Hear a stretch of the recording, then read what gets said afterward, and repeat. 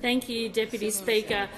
And what 10 minutes of just bile that was. But thank you very much. We've heard it all before.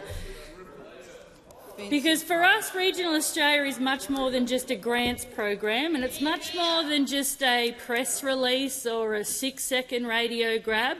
It's actually getting on and delivering for them, which those opposite failed to do. There were plenty of press releases adding more projects to the infrastructure pipeline, but not adding a single dollar to allow any of those projects to actually proceed. That is classic coalition politics. It is, hey, here's a press release, I might deliver this at some point 30 years into the future, but I'm not actually going to do anything about it now because I just want to issue this press release 10 times over. But from day one, we've been getting on with the job of delivering for regional Australia, and we've delivered more in 18 months than those did in their 10 years.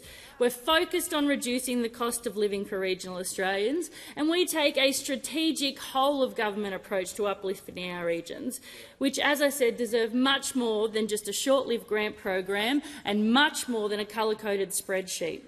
We've implemented the Regional Investment Framework, which is a strategic approach to investing in people, in places, in the services our communities need and the industries that underpin our local communities. And we're giving regional Australians more choice of cars that are cleaner and cheaper to run through the new Vehicle Efficiency Standard. You can choose the vehicle that is right for you and your family, and you'll have more options on vehicles that use less fuel. You keep more of what you earn. It's good for the environment. We've announced a preferred option, and we've been consulting with the industry and the community to get the balance right. At the moment, Australian families are paying $5,000 a year in fuel bills, and they don't need to be. Transport and fuel costs are a big proportion of the average household budget. We can and we should give households more choice to be able to bring those costs down, and that's exactly what efficiency standards do. Less choice costs households. Australians have wasted $4 billion unnecessarily on fuel because the Liberal and National parties didn't have the courage to stick to their own policy that they wanted to introduce in 2016. That's billions of dollars of a year that could have and should have been in the pockets of Australian motorists. They were wrong to abandon their own policy from 2016, and they are wrong today to engage in a pathetic scare campaign against a policy that they promoted and embraced just a few years ago. The fuel bill on that inaction is adding up every day. Without standards in place, Australians could waste another $12 billion on fuel costs between now and 2030. Those opposite need to explain why they are spending more time spreading disinformation for the sake of it, rather than finding tangible and practical solutions for long-term cost of living relief.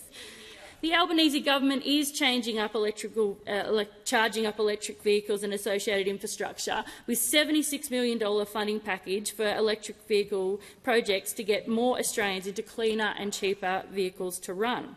Some of those opposite appear so allergic to EVs that they once decried that it would be the end of the weekend. But contrary to scare campaigns, motorists are charging their EVs all the way along the Hume Highway between Sydney and Melbourne. In Yass, in my own electorate, there are 12 new Tesla EV chargers up and running in the centre of town, where visitors can now charge their cars while they support the Yass community in cafes, in restaurants and shops. And that trend will continue as EV charging networks expand and as more and more people switch to EVs or hybrids or more fuel-efficient vehicles.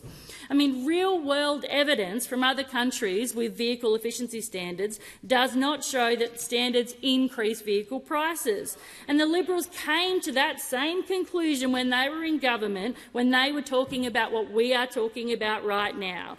Both the Liberals and Nationals need to be honest and say why they don't want Australians to have more choices to spend less on fuel. And while they're looking up the evidence on vehicle efficiency standard, perhaps they should also look at the evidence on what we've been investing in regional infrastructure.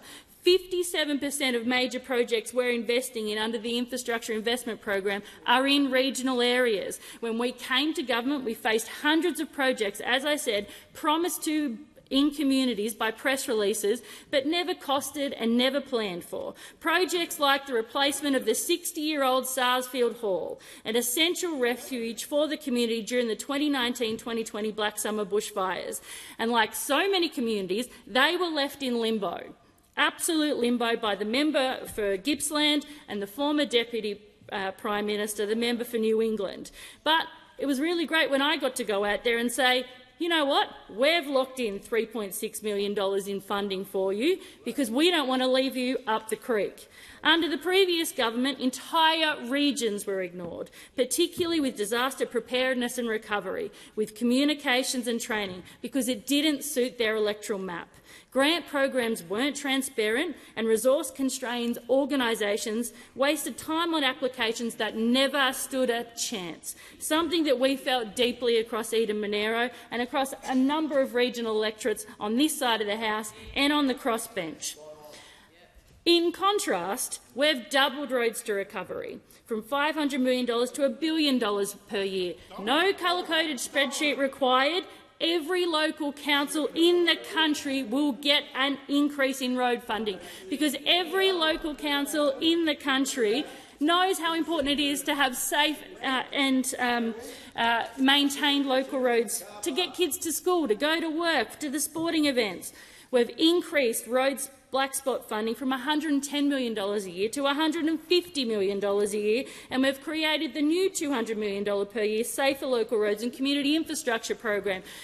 Those opposite were so excited about that announcement that we heard zero on it. So in 10 years they talked about how important road funding was, but not once could get out of their own way and actually give it to local communities. And we said, local roads and community infrastructure, you could have done roads to recovery for every local council across the country. Doesn't require a colour-coded spreadsheet. That means every local community benefits. And unfortunately, when you're in government, you did zero. And not only, that's because we're doing it.